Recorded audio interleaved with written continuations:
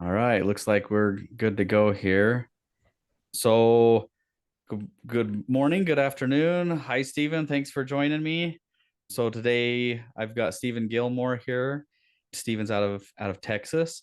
We're going to interview him and kind of talk through his real estate journey, who he is, some of the stuff that he does for work. He's got a really cool job and some history on a bunch of different real estate ventures. And so, with that, Steven, how about you go ahead and give yourself a little bit of an introduction? Tell us a little bit about you personally, and let's start with what you're doing currently for your career and maybe some unique history that you've had leading up to your career that you're in right now. Let's start there. Okay. Well, it's good to talk to you, first of all. Let's see. And I have to say that I'm not a native Texan. We always have to clarify whether you're born here Mm, or just found your way here. So I made it here in basically early 2000 or middle 2001. So I've been here about 20 years from the Midwest originally up in the Dakotas. So okay. um, yeah, as far as my professional background, I'm in healthcare. I am trained as a emergency medicine physician, and I did some training in basically in North Carolina and Ohio, and then a little bit here in Texas as well. So I've been practicing that for let's see, I guess we're going on 23-ish years, a little bit more than that, I guess, if you include some of the residency training. But the other part of that I do professionally is I work for the nation's space agency, and they hire a few physicians, and we look out for the crew and their health and make sure they're doing well when they're on missions. Basically, the way I describe it to most people is they're similar to a commercial pilot in the from the point of view that they have to have a specialized medical exam that that's part of their qualification for their job. So there's there's a little bit of uniqueness in terms of health considerations there. So that's the area that I've specialized in as well. So that's kind of what my day job is. Sounds like a pretty awesome day job, to be honest with you, to be working with, astronauts. I mean, at the end of the day, right? That's what you're working with is you're working with astronauts and crew members that's going into space, right? So, Yeah. I mean, Yeah. you're critical in that in their health and making sure that they are cleared for their missions and that they're maintaining their health. Are you meeting with these individuals often, or is it, a certain timeline up before they are due for a mission, or what is that? How does that relationship work? How does that work? That's a great question. I would imagine if you asked one of them, they would say as little and infrequently as possible, but the to not be funny about it. They're we meet with them and every year, and then as they get on a mission, it's a lot more frequent than that. You meet with them a lot more regularly. There's some medical training, some medical skills training and stuff like that that we help prepare them with. And then we'll support the launch event that happens, and then we work in the control room in Houston. And at the point when they're in the mission, we're usually talking to them at least. It's more often than weekly, but formally it's on the books anyway. It's we talk with them weekly, and then when they get back, we help. There's some what we call reconditioning, but it's basically some uh, physical exercises and other stuff that we help monitor and make sure that they get back to the way they were when they left. Gotcha. So that's kind of a thumbnail sketch of how that works. But yeah, if you ask one of them, it's as infrequently as they could possibly make. I gotcha. So that's actually really neat, right? So you're meeting with them not very frequently, once a year, but then is Mm-hmm. there leading up to a mission, during the mission, and directly after the mission? That's when you're spending a lot of your time focusing with them, making sure that they're staying healthy, making sure that they're probably doing the things that they need to stay healthy. So kind of coaching them through some of those daily activities, exercise, proper nutrition probably. So you're Right. you're making sure that they stay healthy on the mission, getting the things that they need, and then helping them recover when they come back. Because as you're out in zero gravity, your body does some weird things, right? So your muscles start to get weak. And so you're part of that rehabilitation once they're back on Earth as well. So that kind of put it together as a snapshot, right? Yeah, that's perfect. I guess that the specialty, the job we're talking about right now was not something that I ever really knew existed. When I was a kid, we had some books about the space program, but I always thought, oh, I don't know anyone that ever did that. And I just kind of stumbled across it when I was in my training. It's a fair bit different than I think the traditional medical career, but there's a lot of it that I've really enjoyed. There's a lot of international travel to work with some of the other countries that we work with. There's a big aviation element to it as well, which I really enjoy. So anyway, there's some uniqueness to it, and it's really been like I can't believe I can say that I've worked at it as long as I have, but pretty much when I moved to Texas, that's what I was working towards, and so it's been quite a while. It's been quite a while now, so it's funny how time goes by. Yeah, that's so cool, and to be able to be part of that, right, and to be able to build that career and have that history, and so that as a physician, that's probably afforded you a unique build up in your life, and the opportunity in the real estate side of it to be able to do some investing on the real estate side. So I'm sure you have a lot of options, obviously, right, is where you can be investing. But what was it that drew you to real estate? Specifically real estate? That's a good question. I would say, well, at first I would just say everyone has a lifetime experience with investing. I wouldn't really classify myself as all that sophisticated as it relates to this. I knew how to work hard and study hard. And it's a short way of kind of saying like I'm old enough that I've lived through a few of the big crashes in the stock Okay. market. And I sort of was concentrated in sort of trendier areas than maybe I Mm, should have been, just kind of watching all that um, go away relatively quickly. I just mm. thought, maybe I ought to get a little smarter here and do something um, a little more diversified with the money that I do earn. But to your question, I got interested in real estate around 2007 and 2008 and participated in one of the local real estate investing groups in Houston and Texas. They're a lot bigger now, but just kind of cut my teeth on investing in single family real estate and complexes, and I just kind of continued that interest since that point. Okay, so getting into 2007, 2008. So at this point, the market isn't doing very healthy. And so you chose a good time to get into real estate realistically because as the market came down, opportunity arose, right? So Yeah. being able to get into that timing. So you mentioned a couple pieces, right? A lot of people that I have talked with, they focus on one asset class only. And so you've been in both of these, large sectors. There's a lot of single family, there's a lot of multifamily. And so maybe share some of your experience there between the two and what you like versus didn't like between those two assets. That's a great question. Well, the main reason behind the multifamily part of it was I figured that just sorry, let me take a step backwards. I kind of cut my teeth on duplexes and quads, and also did some investing in bigger apartment complexes, things that are greater than 100 units. And the reason I went that route is I figured I I don't know if it's my professional background or other reasons, but I'm a real experiential person, meaning I kind of have to see things work to really believe it can happen. So when I was initially starting in my education in these areas, I was kind of like, yeah, I know they say you can make money, but or you can invest and it can be profitable for you, but I really need to see that happen. And so I focused on um, I didn't focus.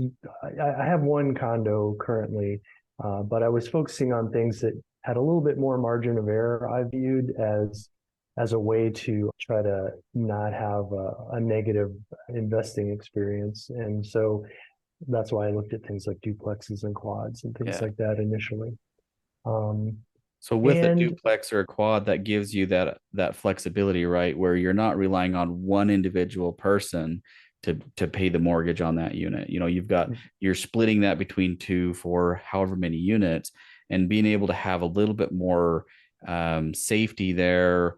It's a little bit more stable type of property, and giving you, again, it's a little bit more of a conservative outlook, it sounds like, right? So thinking yeah, about your motivation for the multifamily units, so giving you that yeah, conservative potential growth, a lot more stable type of a situation, right?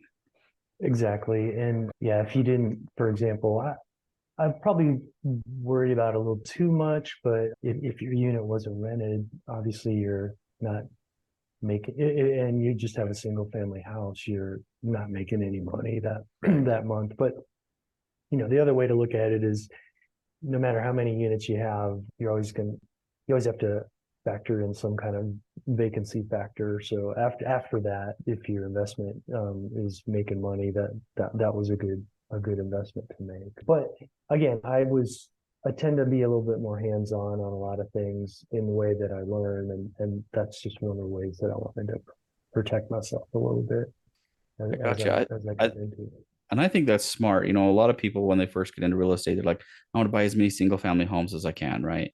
And you is a lot more focused on, like, how do I diversify and make sure that, what's the safest way? What's an easy way? Because anything under 4 units is still considered a conventional loan, conventional financing, right? So talk to me about your experience as you went into, you said you own some ownership in a 100+ unit. How does that work? What is your position in that, and what's your experience been there? There's a couple ways you can do it. The one I'm most familiar with is being what's called a limited partner. Or being a part of a syndicated deal where there's a group of general partners that are responsible for, well, they find the deal, they recruit people to invest in it, they are in charge of the operations, and they make that investment opportunity open to people that are interested in whatever returns they're talking about or their company and that kind of thing. So I've invested in probably, I'd say around 10 of those by now, 10 or 11, something like that. It's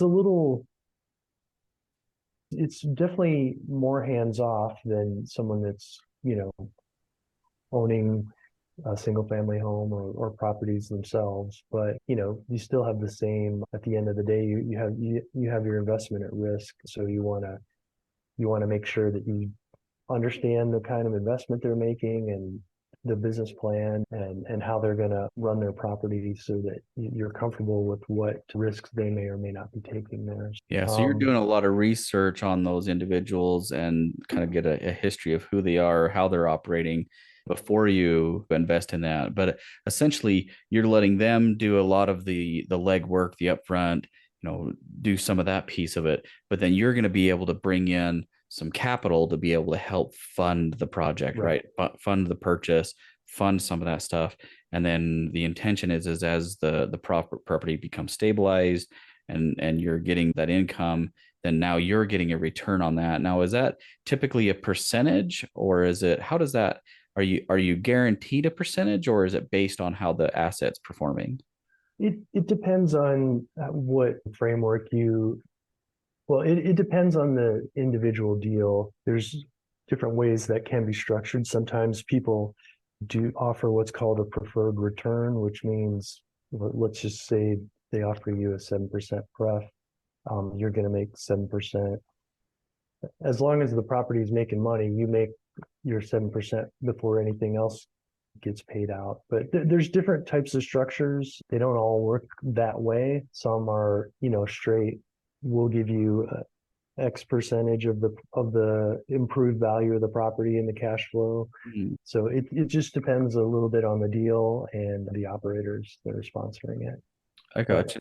So part of that is you're structuring that deal and as you're negotiating with them, it sounds like it could be any range. I mean, you could just be getting a percentage back. You could potentially be able to get equity in the property. You could, so there, it sounds like there's a lot of ways to be involved as an investor on the multifamily units, Right, depending on what your involvement that you want it to be, right? So the nice right, thing is with being in the medical field, I'm sure you're extremely busy with what you're doing on a day-to-day basis as a W-2. So it's probably much more convenient for you to be able to say, hey, look, I've got some cash that I can put in this deal with, getting the returns back. And then I don't have to be so involved in the day-to-day minutia of, hiring, finding tenants and hiring the gardener, that type of stuff. So right, that's really a cool strategy for somebody that wants to be involved with it, but doesn't want to be operating it. Right. So I think that's really cool. right. Yeah, no, there's definitely those trades. And yeah, as you mentioned, for myself, that was an advantage. But again, you know, you'll run across different types of people. I mean, my professional background is basically knowledge worker, and so it takes a lot of time to get there.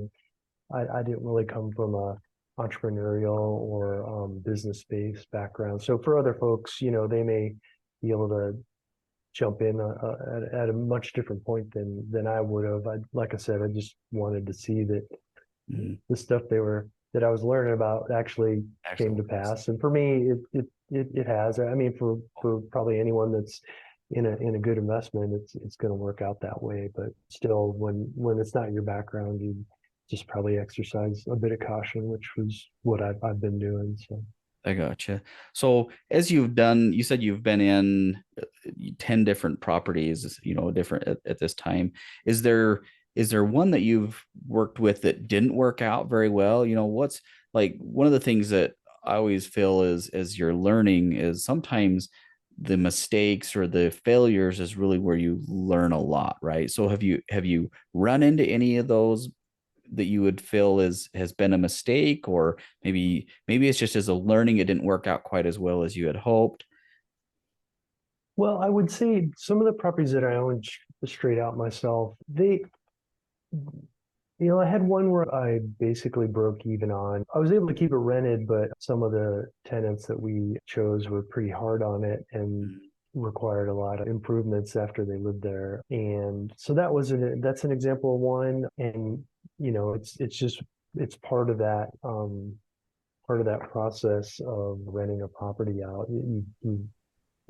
Making sure that you have a property management system where I don't want to say checking on your tenants, but it's good. You have to keep in mind that this is an asset that you're renting out, and so it probably is a good idea to touch base periodically during the year just to kind of make sure, see if there's anything that needs improving, and see how the property is getting taken care of, and address those issues So with that as you need specific to. property, was you managing it or did you have a property manager managing the property for you? I had a property management company that I was working with. But like I said, it wasn't a terrible experience. I mean, I just Mhm. realized, if you break even, who can complain about that? It could be worse, but that's sort of an example. And in my multifamily investing experience, I've invested in one where the operator was a sole operator, and there's a little bit of, I'll just say, some acrimony amongst the limited partners, and that Mhm. eventually caused dissolution of the investment. But the investments were awesome. So again, it's not the worst bad story you could have, but if you just looked at it from a returns perspective, on the one hand, you would go, well, we should really keep this going because it's made decent returns, but it just wasn't the case. So that's the other part of just sort of it's interesting. I know it's different than an investment in the stock market. You don't really have any you can read about how the companies are doing in the press. I guess this is just a little bit closer inside view of a company, and in this case, it wasn't the worst outcome, but it I think speaks to the question that you had. So how do you what kind of things have you learned about? And so for both of them, you just have to recognize that you're giving your capital to somebody else. So you need to do some work on them. You need to verify some background work on them, see what their experience is, see if you think what they're telling you, their assumptions are about their business plan makes sense to you. And then recognize that your capital will be tied up until some future point, and you have to be okay with that. So Yeah. So it sounds like say there's a lot of little pieces to it, and you really got to do your due diligence on a lot of it, right? So it sounds like you've learned a lot of this as far as being able to work with operators and kind of see their business structure, figure out what does work, what doesn't work. And then even on the smaller properties, smaller units is still kind of the same thing, right? There's a lot of takeaway out of this to where you can say, look, getting the right people in there, doing, some really good due diligence on your people up front, and then checking in on them frequently to make sure, at least frequently enough to make sure that they're not trashing the property, whether it's quarterly or monthly or whatever that needs to be. Kind of get a feel for it is like it's not completely hands off, right? And right. like with a stock, you can buy a stock or an index fund, you can buy an index and you can just walk away from it for years and never have to care about it, right? But Yeah. you're still actively working on making sure that your investments are performing the way that you want them to, and that you're comfortable with what's going on, right? So cool. Just as we wrap this up, I wanted to kind of look and see, okay, what are your current goals going forward, and what are the things that you're looking for?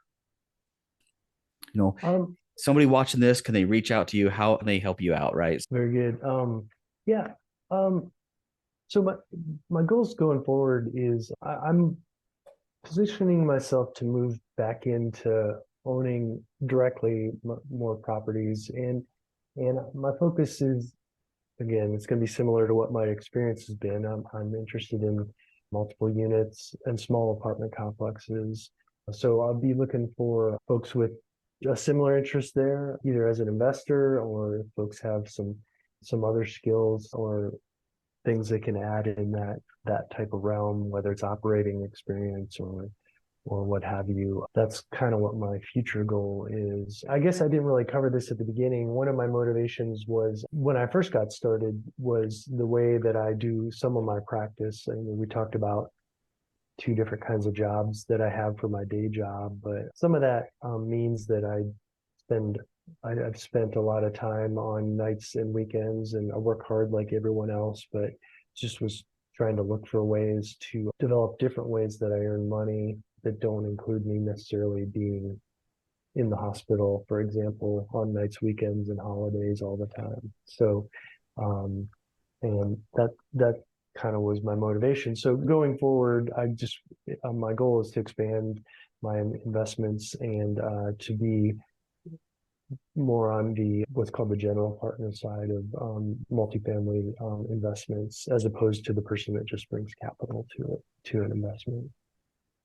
Yeah, I think that's great, right? So as you evolve, so starting through, as a limited partner, investing in it, being able to bring some capital, continue to build your career, but then as you're evolving into the next phase of your investing career and the real estate career, is really being able to collect additional assets, performing assets, work more and more to where you can be having more of a say of what's going on as a general partner, and working through some of that and building that assets, building that portfolio with the intention that you're going to be able to replace your active W-2 work in a way that partially passive, mostly passive.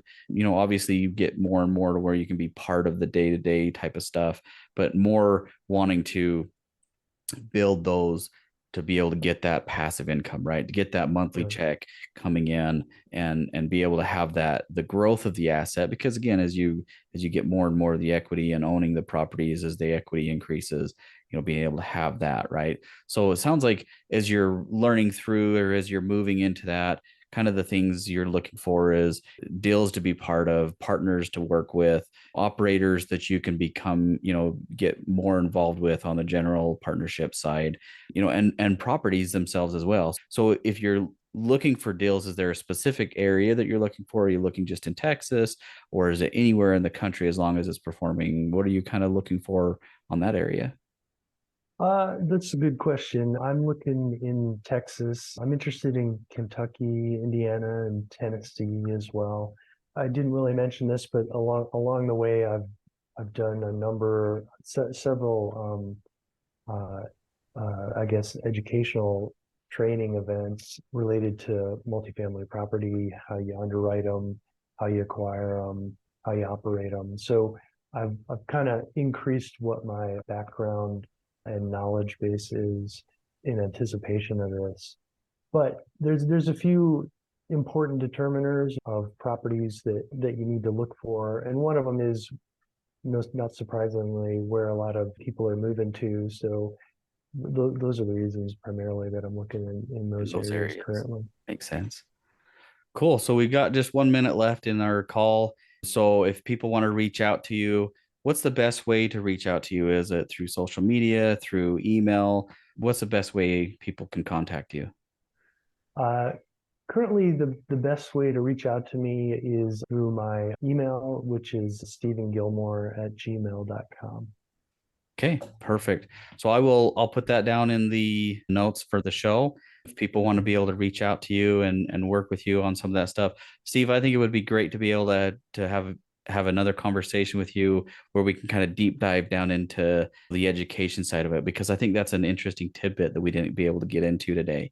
And so Yeah. I'd love to be able to have another conversation with you that's focusing on that piece of it, because I think that'd be Okay. a cool piece to have as a training and to be able to get some additional value there as well. So we're out of time for today, but I do appreciate the conversation. This has been very insightful, and hopefully we can be able to get some people to come contact you and reach out and network. Hey, future Jeremy here. So my call with Steve was cut a little bit short, but I wanted to just wrap up real quick. You can find out more about Steven and network with him on his website, shiftchangecapital.com. The link is below. Thanks for watching and happy investing.